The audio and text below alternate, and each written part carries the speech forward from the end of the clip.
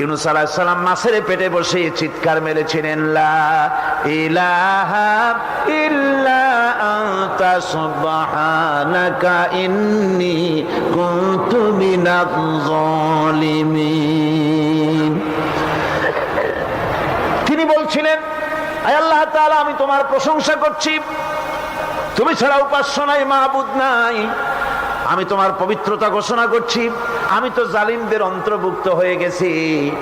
বাস এতটুকুন কথাই বলেছেন।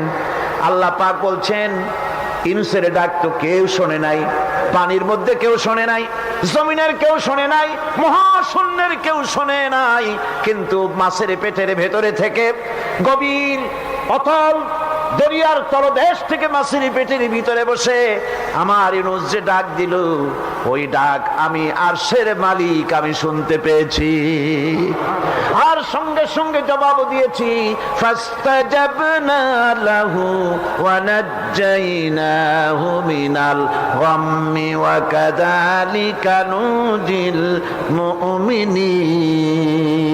ডাকের সাড়া দিলাম, বিপদ দিয়া বাঁচায় দিলাম। শুধু ইউনূসের নাম, আল্লাহ পাক এ জায়গায় আবার ওয়াদা করলেন, দুনিয়ার যত মুমিন বান্দা আছে তারা যদি কখনো